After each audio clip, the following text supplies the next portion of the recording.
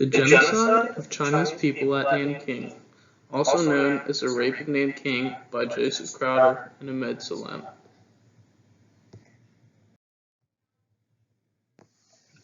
Before jumping into what and why this occurred, it's important to know and understand the definition of a genocide.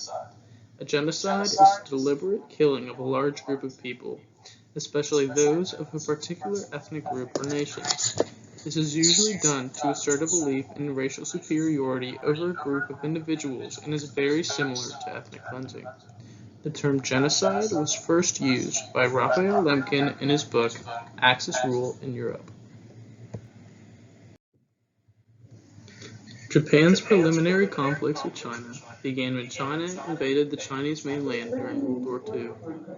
In most cases, the Imperial Japanese won in battles, but true strategic victories eluded them, due in part to the resilience of the Chinese National Army. This resilience frustrated Japanese infantrymen, feeding into the hatred that would result in the Rape of Nanking.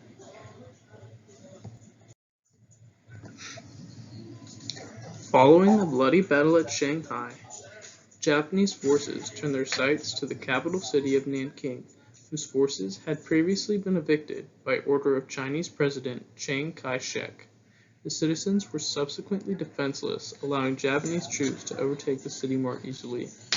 This lack of defenses further contributed to the genocide that would occur.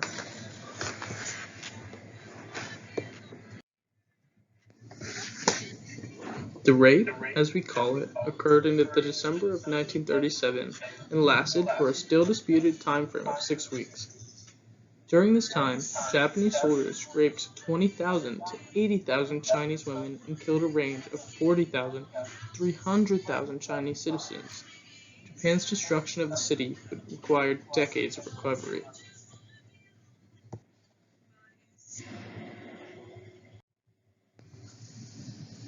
The slaughtered peoples consisted of residents like women, children, the elderly, and many business owners and employees that did not flee in hope of protecting their businesses. In addition to the natives of Nanking, there were refugees, wounded soldiers, Chinese civilians outside of the city, and prisoners of war. The Japanese, in retaliation, had brought in their GSF army and mechanized forces to assist in the raising. It is important to note that the majority of the people within the city were considered non-combatants.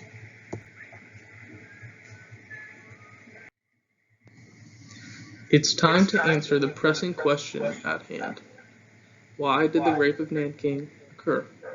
There are multiple factors that contributed to the massacre, such as culture, flawed tactics that were a part of military practice, fatigue, hunger, social Darwinism, and racism.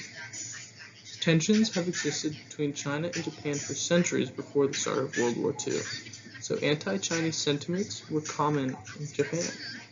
The desire to beat out the other country affected much of society, so much so that it had become ingrained in some individuals. This culture was exhibited in school-aged children, what many call social Darwinism, as only those who were the strongest or were superior should live on to reproduce. This desire to succeed often came at the expense of others, i.e. their classmates, and eventually the Chinese population at Nanking. These ideals were not only present in schools, but the military as well, which resulted in the abuses of power and the abuses of infantrymen.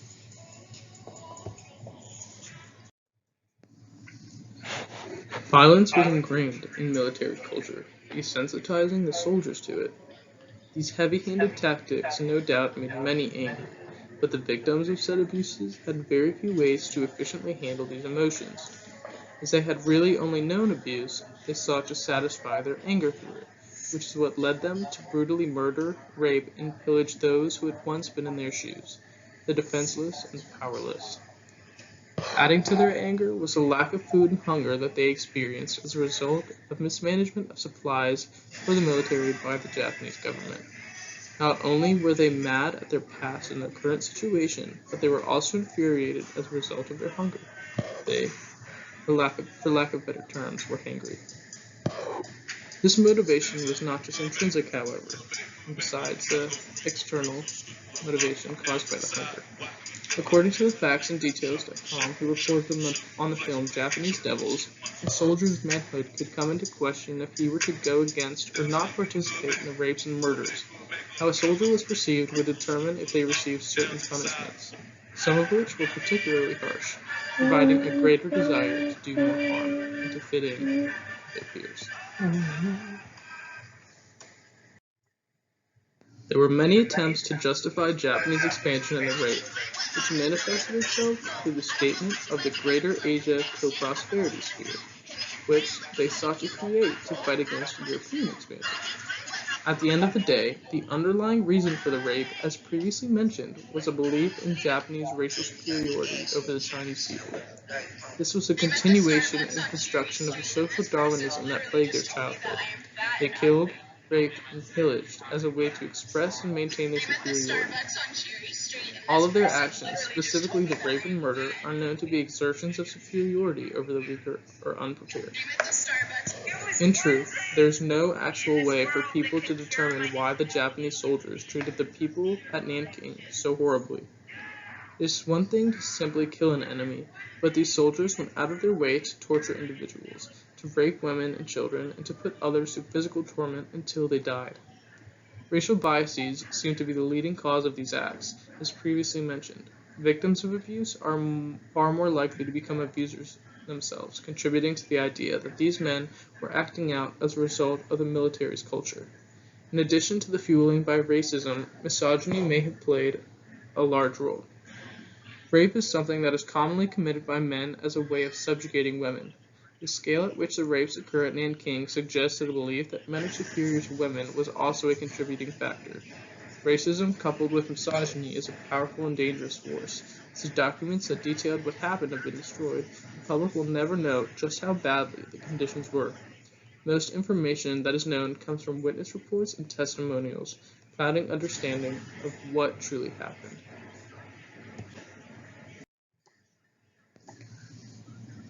No matter what justifications and rationalizations people can think of, it's important to realize that there is no way to justify their actions.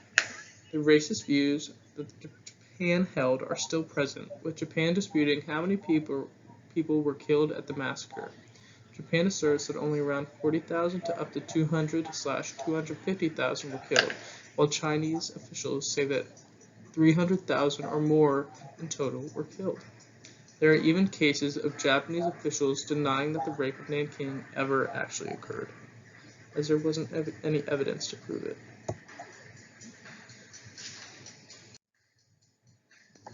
Rather than letting this debate and the massacre hinder the Chinese, they've used it to further nationalist and collectivist ideals in their country. They have essentially taken the power back from the Japanese.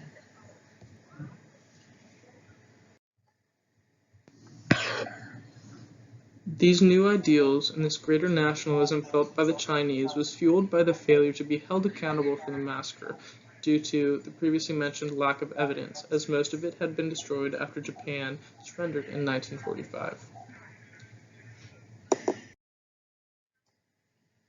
Unfortunately, other countries around the world did and could do very little because of the lack of evidence.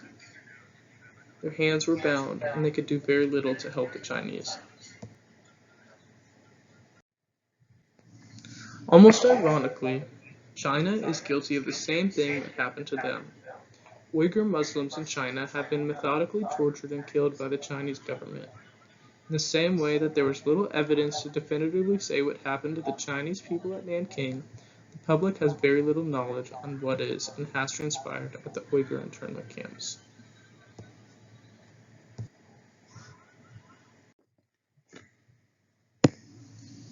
In conclusion, the Nanking Massacre was an inhumane attack against the Chinese people, furthered by the existence and continuity of racism within Japanese culture, flawed tactics that resulted in abuses of military personnel, fatigue due to the long war, and hunger as a result of mismanagement of supplies by the Japanese government. Still, Japan has done very little to make amends for their heinous acts and continues to deny the severity or truly own up to its previous mistakes. Despite this, it is incredibly important that people continue to have this conversation and to learn about the massacre at Nanking. We cannot forget the lives of thousands of men, women, and children who died there. By failing to learn from the past, we may fall prey to making the same mistakes again in the future. We cannot allow racism, misogyny, and other views to allow us to kill other individuals. Thank you.